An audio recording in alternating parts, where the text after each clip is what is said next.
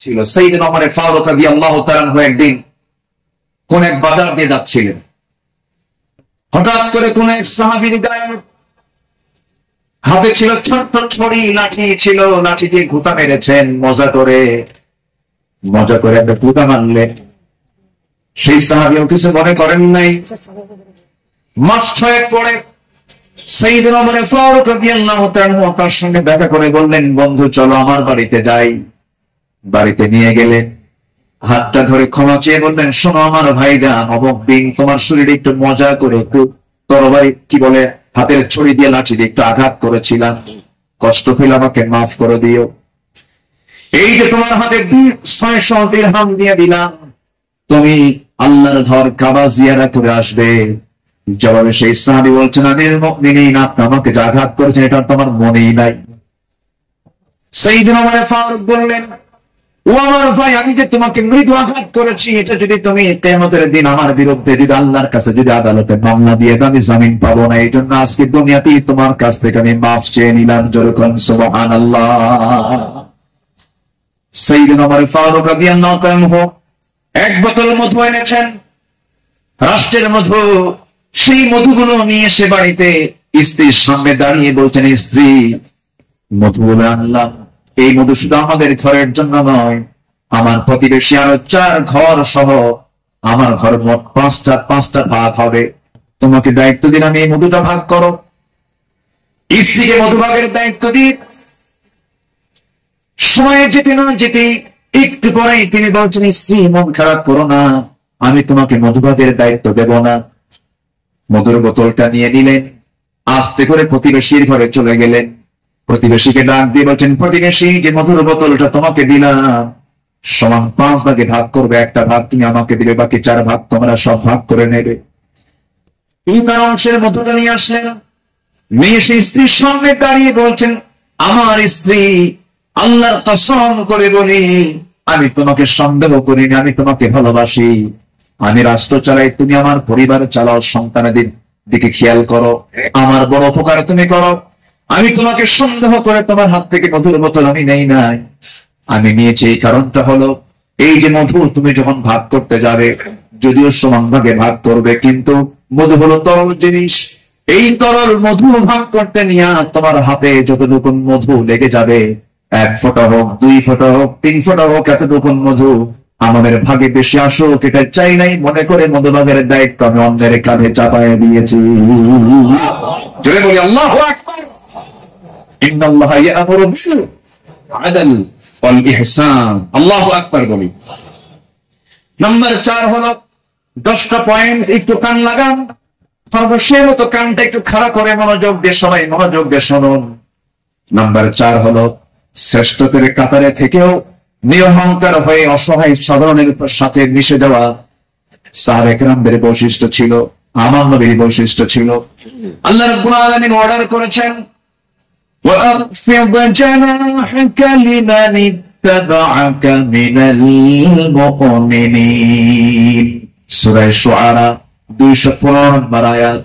মুমিনদের মধ্যে যারা তোমার অনুসরণ করে তাদের প্রতি তোমার বাহুকে অবনত করো, তাদের জন্য তুমি সুন্দর করে তাদের পাশে দাঁড়িয়ে যাও, দিলটা নরম করে তাদের সঙ্গে কথা বলো। জোরে বলি সুবহানাল্লাহ।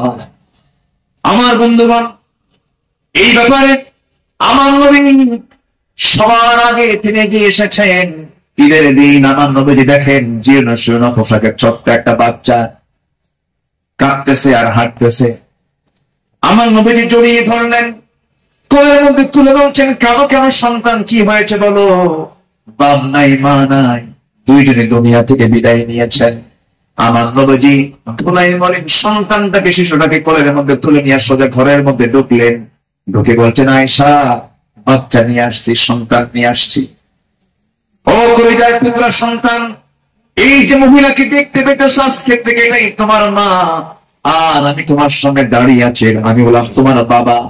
আমার নবীজি এতিমদের পাশে এমন করে সারা জীবন দাঁড়িয়েছেন, কারণ আল্লাহ রাব্বুল আলামিন তাকে অর্ডার করেছেন, আলাম ইয়াজিদকা ইয়াতীমান ফাআওয়া ووجدك ضالا فهدى ووجدك عائلا فأغنى فأما اليتيم فلا تقهر وأما السائل فلا تنهر وأما بنعمة ربك فحدث আমার বন্ধুগণ সাইয়েদনা আবু বকর সিদ্দিক রাদিয়াল্লাহু আনহুর খেলাফত আমল চলছিল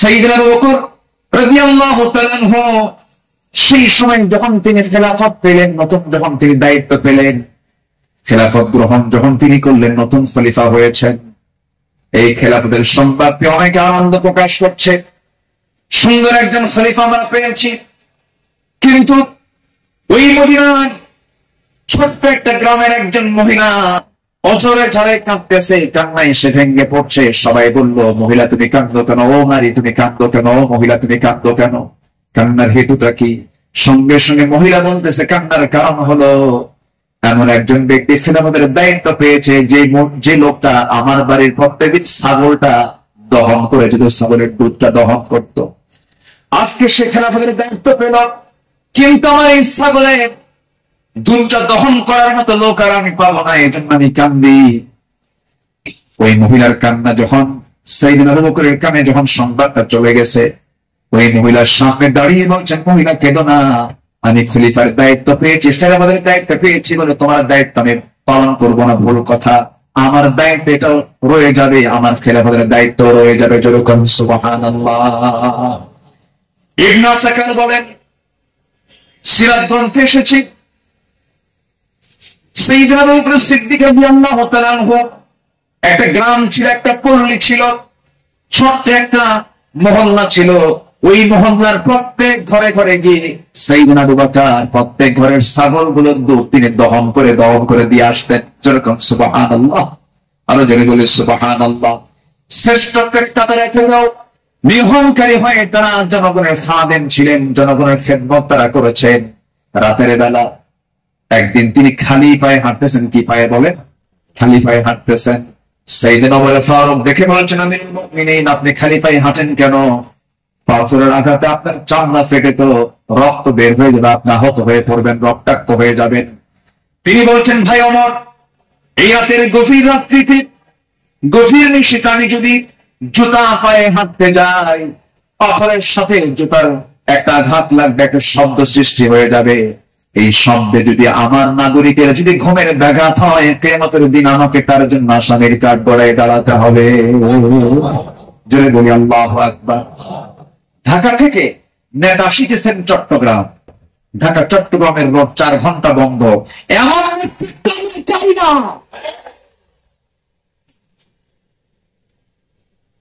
আমরা শাসক দেখতে চাই জনগণের শাসক আমরা কিসের শাসক দেখতে চাই যাকে দেখলে ওমরের কথা মনে হবে যাকে দেখলে আবু বকরের কথা মনে হবে যাকে দেখলে ওসমানের কথা মনে হবে একটা অমর আল্লাহ পাক তুমি বাংলার জমিনে দিয়া দাও জোরে বলি আল্লাহ সাইয়েদনা আবু বকর সিদ্দিক রাদিয়াল্লাহু তাআলা আনহু খেলাফত মানে কি একটা দেশের তিনি রাষ্ট্রপ্রধান রাতের বেলা তিনি চলে গেছেন হলো প্রতিবেশীর ঘরে কোন প্রতিবেশী যে প্রতিবেশীর স্বামী নাই ছেলে নাই মেয়ে নাই যে মহিলা তিনি খেদমত করতে গেছেন তার চোখটাও নাই বয়োবৃদ্ধ কেন বৃদ্ধ একজন নারী সচেতন একজন নারী তিনি তার খেদমত করার জন্য খেলাফতের দায়িত্ব পাওয়ার পরও তিনি চলে গেছেন দরজায় নক করেছেন খেদমত করলেন বের হয়ে আসছেন পরের রাত্রিতে সাইয়েদনা ওমর ফারুক রাদিয়াল্লাহু আনহু তিনি ভাবলেন আমার ভাই আবু বকর তো খেলাফতের দায়িত্ব পেয়েছেন উনি কি খেদমত করতে পারছেন কিনা জানি না উনি চলে গেছেন খেদমত করার জন্য দরজায় তিনি নক করেছেন বুড়িমা আপনার খেদমতের জন্য আমি এসেছি আমি ওমর আসছি কে প্রয়োজন নেই কেন কিছুক্ষণ আগে একজন খেদমত করে চলে গেছে উনি ভাবলেন যে খেদমতটা কি করতে পারে পরপর তিনি 3 রাত ওই বুড়ি মহিলার ঘরের পাশে গিয়ে আড়ালে তিনি দাঁড়ালেন খুঁজে পাচ্ছেন না কখন ঢোকে তাও টের পাওয়া যায় না তৃতীয় রাত্রিতে তিনি বুঝতে পারলেন একটা মানুষ খালি পায়ে ভিতরে ঢুকলো কিন্তু অন্ধকার তো দেখতে পান না ভিতরে ঢুকে খেদমত করে বের হতে নিলেই পিছন দিক থেকে ওমর ফারুক তার হাত চেপে ধরেছেন চেপে ধরে দেখেন কেউ না, খলিফা আবু বকর সিদ্দিক রাদিয়াল্লাহু তাআলা। তিনি বললেন, আমিরুল মুমিনিন, একটা রাষ্ট্র পরিচালনা করতে গিয়ে কত পরিশ্রম করতে হয়, রাতের বেলা বিশ্রামের প্রয়োজন হয়, দিনের বেলাও পরিশ্রম করেন, রাতের বেলা এমনটা করলে আপনি অসুস্থ হয়ে পড়বেন, অন্তত আমাদের কিছু খেদমতের জন্য আমাদের কিছু কাজ রেখে দেন। তিনি বলছেন, ভাই ওমর, হাসরের ময়দানে আমার আমলনামা তোমার পিঠে যাবে না, আমার কাজ আমাকে করতে দাও। মৃত্যুর দিন পর্যন্ত তিনি ওই মহিলার খেদমত করে তিনি দুনিয়া থেকে বিদায় নিয়েছেন। দ্বিতীয় খলিফা ওমর ফারুক রাদিয়াল্লাহু তাআলা যখন খেলাফতের দায়িত্ব পেলেন, ওই মহিলা জানেন না প্রথম খলিফা ইন্তেকাল করেছেন।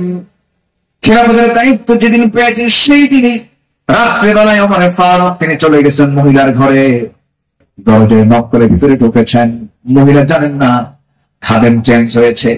ভিতরে তিনি সব কাজগুলো করলেন, রান্না বান্না করে দিলেন, কাপড় চোপড় ধুয়ে দিলেন, খাবার দাবার ধুয়ে দিয়ে পরিষ্কার করে তিনি বের হয়ে আসলেন। মহিলা অন্ধ মানুষ, বসেছেন খাবার খেতে, সামনে খেজুর নিয়ে যখন বসেছেন, খেজুর একটা মুখে নেওয়া মাত্রই দাঁতের নিচে যখন খেজুরের বিচি যখন পড়ে গেছে, সঙ্গে সঙ্গে মহিলা বলতেছেন, ইন্না লিল্লাহ।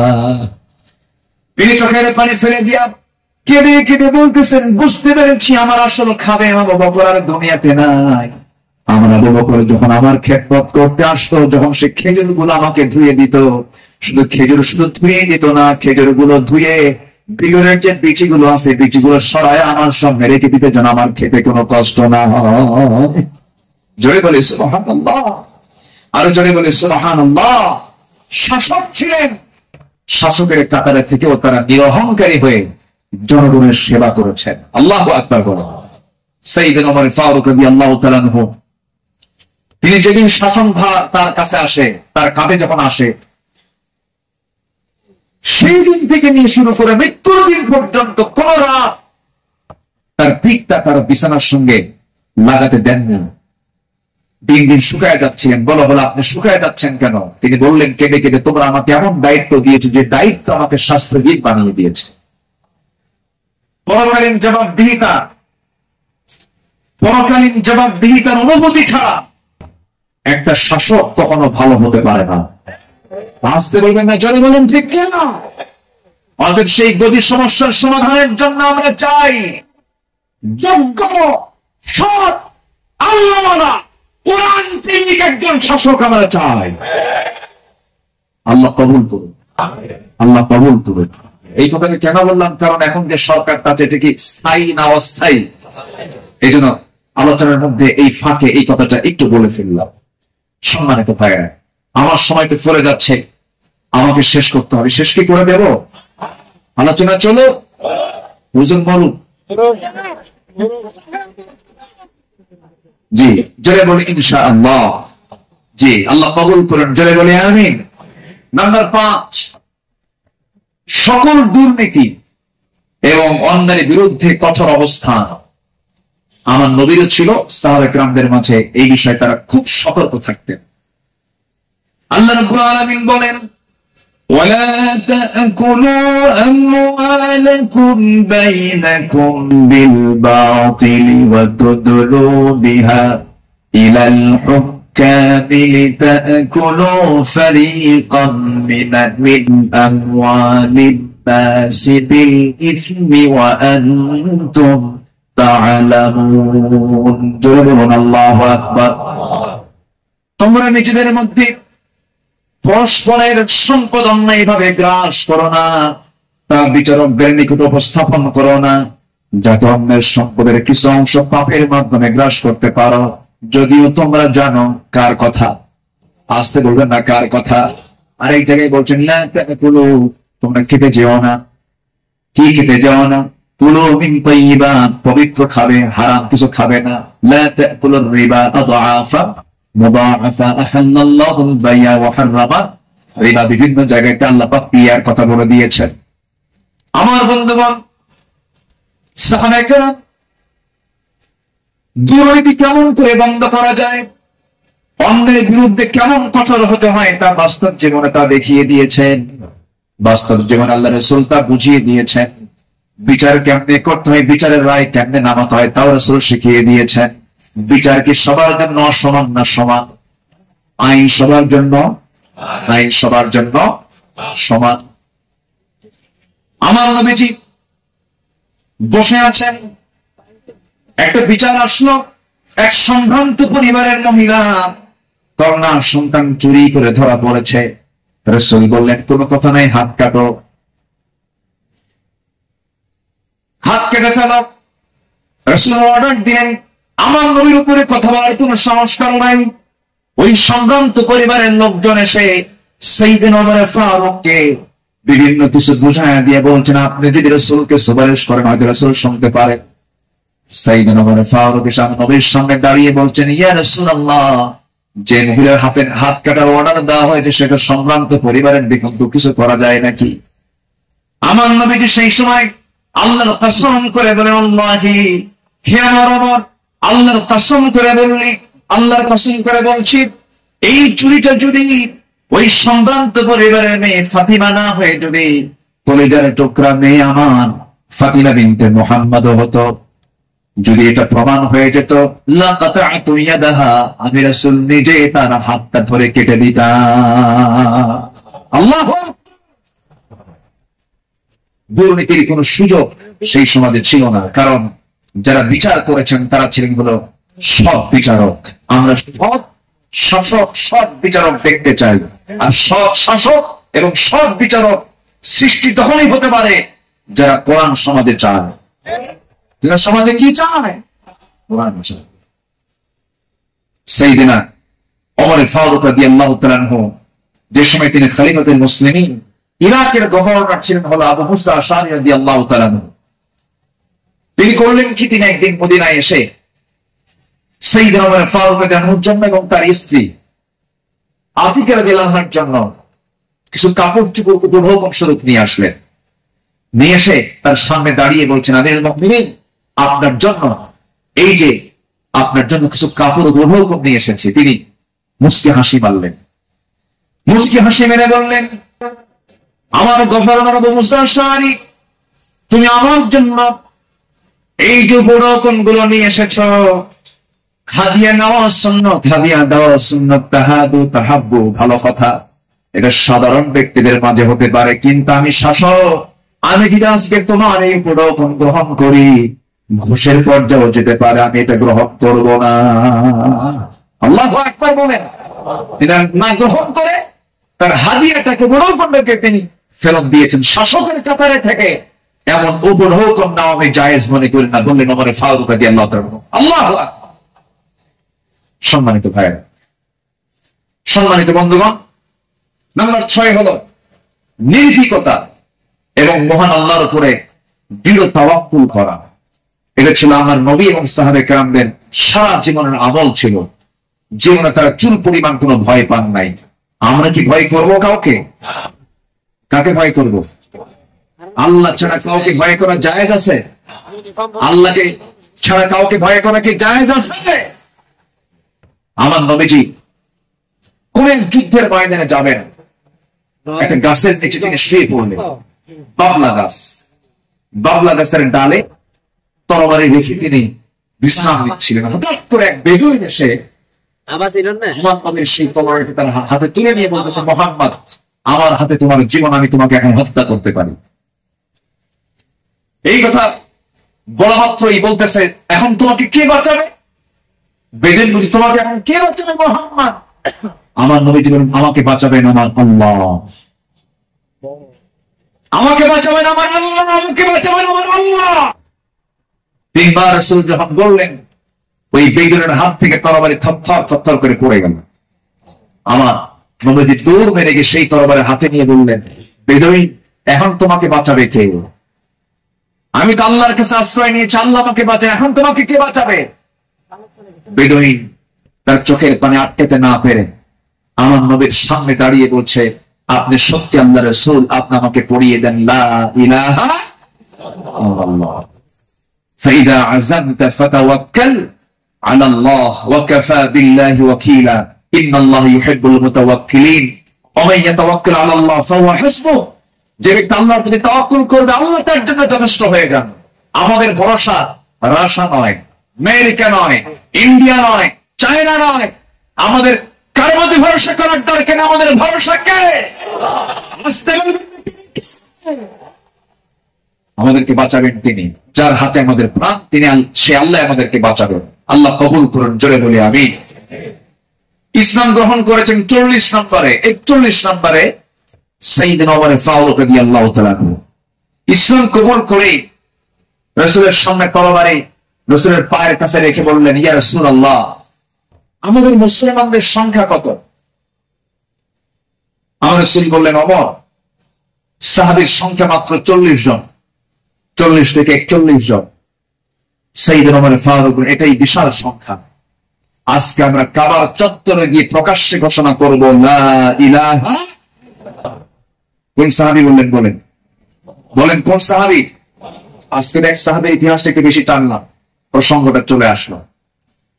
তিনি বলে ফেললেন, কি পরিমাণ সাহস হতে পারে! সাহসের পিরামিড। সাইয়েদনা ওমর ফারুক গিয়ে প্রকাশ্য রূপে সামনে ঘোষণা করলেন, কে আছো? আমার সামনে আসো। লা ইলাহা, তরবারি হাতে, দৃপ্ত পদক্ষেপে, আল্লাহু আকবার ধ্বনিতে মুখরিত করে আকাশ বাতাস সামনের দিকে যেতে লাগলেন। আবু জেহেল হতভম্ব হলো। আবু জেহেল মনে মনে ভাবলো, পাঠালাম কি জন্য, আর হয়ে গেল কি? সাইয়েদনা ওমর ফারুক রাদিয়াল্লাহু তাআলা এত সাহসী ছিলেন, সেই বজ্র কণ্ঠের ওমর এখনো দরকার আছে না নাই? সেই বজ্র কণ্ঠের ওমর এখনো দরকার আছে না নাই? নতুন বাংলাদেশ তৈরি করার জন্য ওমর প্রয়োজন, আবু বকর প্রয়োজন। আমরা আবু বকরের মতো দৃঢ়চেতা হব, ওমরের মতো সাহসী হব, ওসমানের মতো ধৈর্যশীল হব, আলীর মতো লড়াকু সৈনিক হয়ে বাতিলের শক্তির মোকাবেলায় ঝাঁপিয়ে পড়ব প্রয়োজনে। দেখান মুসলমান।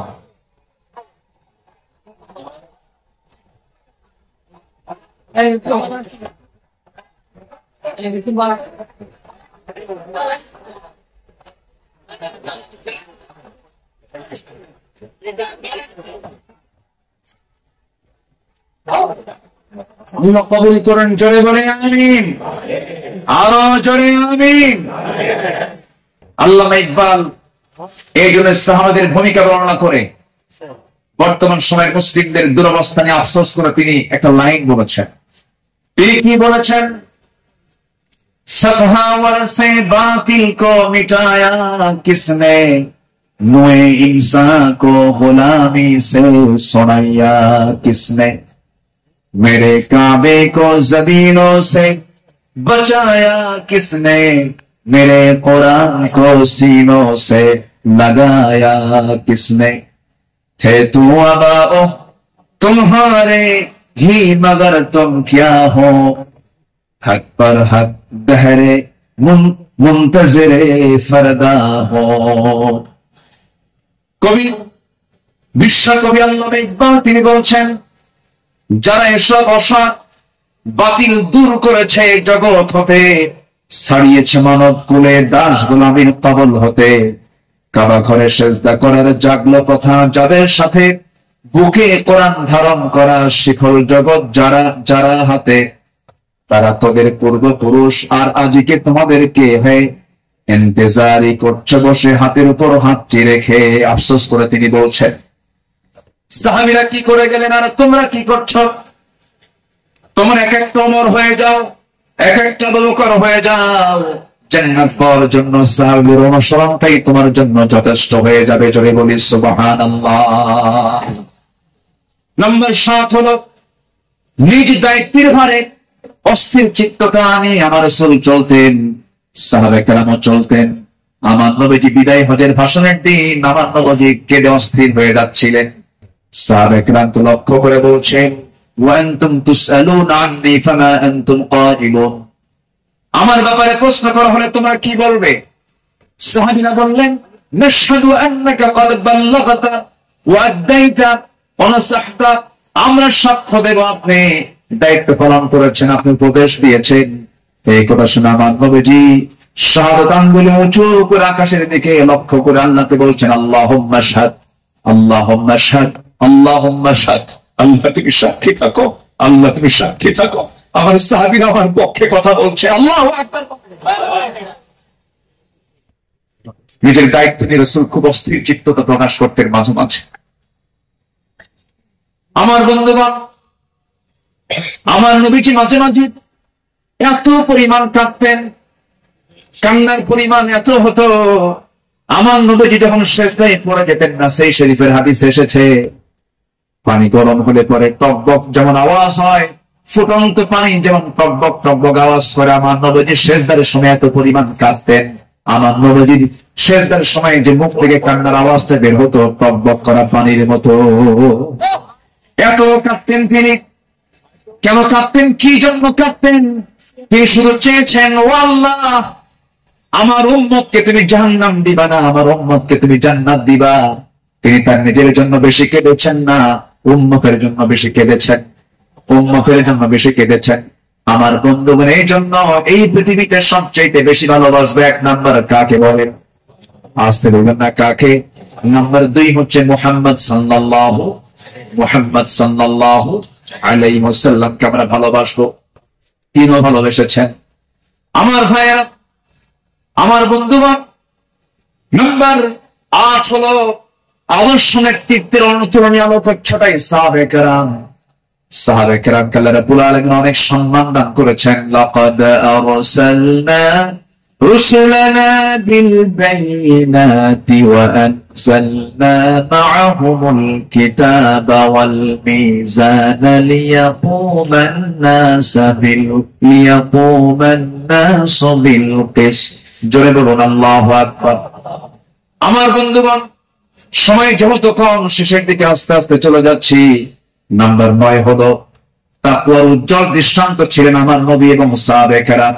লাকিনিল্লাযীনা তাকাউ রাব্বাহুম লাহুম জান্নাতুন তাজরি মিন তাহতিহাল আনহার খালিদিনা ফীহা নুজুলান মিন ইনদিল্লাহ وما عند الله خير للأبرار। জোরে বলুন আল্লাহু আকবার। যারা নিজেদের প্রতিপালককে ভয় করে চলে, তাদের জন্য আছে এমন সব উদ্যান, এমন সব জান্নাত যারা তলদেশ দিয়ে নহর প্রবাহিত। আল্লাহর পক্ষ থেকে অতিথিয়তা স্বরূপ তারা সর্বদা সেখানে থাকবে। আল্লাহর নিকট যা কিছু আছে পুণ্যবানদের জন্য তাই হলো শ্রেষ্ঠ। জোরে বলি সুবহানাল্লাহ। তাকওয়া কাকে বলে সাহাবে কেরাম শিখিয়েছেন। তাকওয়া কাকে বলে আম্বিয়া কেরাম শিখিয়েছেন। বিশেষ করে আমার নবীজি তাকওয়ার তিনি মূর্তিপতি ছিলেন। আমার বন্ধুগণ, নাম্বার 10 হলো, নাম্বার 10 সর্বশেষ যেটা, সেটা হলো আল্লাহর কাছে বিনম্র চিত্তে অশ্রু ঝরানো, চোখের পানি ফেলে ফেলে কাঁদা। এই দুনিয়াতে আমি যখন জন্ম নিয়েছি, আমার প্রথম প্রশ্ন ছিল হাসা না কাঁদা, হাসি না কান্না। মার পেট থেকে দুনিয়াতে এসে আমি কেঁদেছি না হেসেছি? কেঁদেছি। মূলত এই জায়গাটা হলো, এই দুনিয়াটা হলো কান্নাকাটি করার জায়গা। হাসির জায়গা হলো জান্নাত, আনন্দের জায়গা হলো জান্নাত। জান্নাতে গিয়ে বান্দার জীবনের সব সমস্ত আনন্দ সেই জান্নাতে সে ভোগ করবে। হুজিবাতুল জান্নাতু বিল মাকারিহ, হুজিবাতুন নারু বিশ শাহাওয়াত। আমার বন্ধুগণ, আমার নবী যখন কাঁদতেন, অস্থির হয়ে যেতেন, তার চোখের কোনা বেয়ে টপ টপ করে পানি পড়তো, দাড়িগুলো ভিজে যেত, কপাল ফুলে যেত, হাঁটুগুলো ফুলে যেত। ঘন্টার পরে ঘন্টা সেজদায় পড়ে কেঁদেছেন, কারণ আল্লাহ পাক তার সামনে বলেছেন, ওয়া মিনাল লাইলি ফাতাহাজ্জাদ বিহি নাফিলাতান লাক আসা আন ইয়াবআসাকা রাব্বুকা মাকামান মাহমুদা। জোরে বলুন আল্লাহু আকবার। আরেক জায়গায় বলছেন, والذين يبيتون لربهم سجدا وقياما والذين يقولون ربنا اصرف عنا عذاب جهنم إن عذابها كان غراما إنها ساءت مستقرا ومقاما। আল্লাহর যারা বান্দা হবে, রাত গভীর হয়ে যাবে, সবাই ঘুমের সাগরে হাবুডুবু খাবে, কিন্তু আল্লাহর পছন্দের বান্দা যারা, তারা তো জানেই আল্লাহ সব সময় প্রথম আকাশে আসেন না। আল্লাহ তারা প্রথম আকাশে আসেন কোন সময় বলুন? কোন সময়? কোন সময়? কোন সময়? কোন সময়? শেষ রাত্রিতে চলে আসেন। ফিস সামাঈদ দুনিয়া আলা লিল মুস্তাগফিরিন ফাগফির লাহ। কোন ক্ষমা প্রার্থী আছে আমার কাছে ক্ষমা চাবে, সেই সময় আল্লাহ পাক দুনিয়ার আকাশে চলে আসে। আল্লাহর পছন্দের বান্দা এই চান্সটা ছেড়ে দেন না। শেষ রাত্রে উঠে চোখের পানি ফেলে শিশুর মতো যারা কান্দাকাটি করবে, আল্লাহর কাছে যারা নাজারি করবে, আপনি কি জানেন 7 সমুদ্রের পানি দিয়ে জাহান্নাম নিভতে পারে না, কিন্তু বান্দা যদি আল্লাহর ভয়ে 1 ফোঁটা চোখের পানি ফেলতে পারে, 1 ফোঁটা চোখের পানি 7টা জাহান্নামকে নিভাইয়া দিতে পারে। আমরা কাঁদবো কার কাছে? আসতে বলুন না, কাঁদবো কার কাছে? পৃথিবীতে কান্নাকাটি করার জায়গা কয়টা? বলুন কয়টা জায়গা? এক জায়গা। কার কাছে? আল্লাহর কাছে আমরা চোখের পানি ফেলে ফেলে কাঁদবো। আল্লাহর কাছে আমরা রোনাজারি করবো। পৃথিবীর মানুষের কাছে কাঁদবেন, কেউ বলবো ফিরাতে এমনি কাঁদবে, কোন একটা লক্ষ্য আছে, মতলব খারাপ। কত কি বলবে, স্বামী তার বউয়ের কাছে কাঁদবে, বউ তার স্বামীর কাছে কাঁদবে, ছেলে বাবার কাছে কাঁদবে, বাবা ছেলের কাছে কাঁদবে, সেখানে কিছু স্বার্থ থাকতে পারে। কিন্তু বান্দা যদি শুধুমাত্র আল্লাহর জন্য কাঁদতে পারে, আল্লাহ রাব্বুল আলামিন তার বান্দার সেই কান্নার পরিপূর্ণ জাযা, পরিপূর্ণ পুরস্কার সেই বান্দার হাতে তুলে দিবে। এই জন্য আমরা চোখের পানি খরচ করব কার জন্য? আসতে দিন না, কার জন্য আমরা খরচ করব? ইন্নাল্লাযীনা উতুল ইলমা মিন ক্বাবলিহি ওয়া ইযা ইউতলা আলাইহিম ইয়াখিরুনা লিল আযকানি সুজদা। সূরা বনী ইসরাঈল 107 নম্বর আয়াত। যাদেরকে পূর্বে জ্ঞান দান করা হয়েছে, তাদের সামনে যখন আবৃত্তি করা হয়, তখন তারা বিনয়ের সাথে কাঁদতে কাঁদতে ভূমিতে জমিনে তারা লুটিয়ে পড়ে। ইয়াখিরুনা লিল আযকানি সুজদা। এই জন্য আমরা কাঁদবো। চোখের পানি যদি ফেলতে চাই, একমাত্র ফেলবো আমরা কার জায়গায়? কার কাছে? বলেন কার কাছে? কার কাছে? আল্লাহর কাছে। সাইয়্যিদুনা ওমর ফারুক রাদিয়াল্লাহু তাআলা একদিন বসে আছেন, তার পাশে এক সাহাবী বসে একটা হাদিস বর্ণনা করছিলেন। মিসকাল হাববাতিন মিন কিবার, যার মধ্যে যারা পরিমাণ অহংকার কাজ করবে না, দখলুল জান্নাহ, সে ব্যক্তি জান্নাত পাবে না। ওমর ফারুক সেই জায়গা থেকে লাফ মেরে গিয়ে জমিনে লুটিয়ে পড়লেন। গোটা শরীর তিনি ধুলায় মলিন করলেন, আর বলল, ওমর তোকে মানুষ খলিফা বলে, তোকে মানুষ শাসক বলে, ওমর তোর মধ্যে মনে অহংকার ঢুকে গেছে, আল্লাহ তোকে মাফ করবে না। আকাশের দিকে দুটো হাত তুলে আফসোস করে বলছেন, আকাশের মালিক আল্লাহ, তুমি যদি গোটা দুনিয়ার সমস্ত মানুষকে তুমি যদি জান্নাত দিয়ে দাও, আর একজন ব্যক্তিকে যদি জাহান্নাম দিয়ে দাও, আমার মনে হয় আমি ওমর সে একজন ব্যক্তি জাহান্নাম আমি যাবো, মনে হয় আমার সে আমল আল্লাহ আমাকে মাফ করে দিও, আল্লাহ আমাকে ক্ষমা করে দিও। এরকম উপায়ে তারা আল্লাহর সামনে চোখের পানি ফেলে ফেলে কেটেছেন। একজন সাহাবীর কাছে মুনাফিকের তালিকা ছিল, সেই সাহাবীর কাছে মাঝে মাঝে ওমর ফারুক যেতেন, গিয়ে বলতেন, ভাই ওমর দেখো তো মুনাফিকের তালিকার মধ্যে আমি ওমর, আমার নামটা আছে নাকি? আমার নামটা আছে নাকি? সাহাবী বলতেন, ভাই ওমর আপনার নাম থাকবে কিনা, আপনি তো চান না, ওমর ফিল চান না। তিনি উত্তরে বলতেন, ভাই রে আমার মন বলছে কেন যেন মনে হয় আমি কি মুনাফিকের কাতারে চলে গেলাম কিনা। কি চিন্তা তাদের মধ্যে কাজ করতো, কার ভয়, কার ভয়, কার ভয়? আসতে বলবেন না, কার ভয়? সবাই কি তাহাজ্জুদের নামাজ পড়তে রাজি আছেন?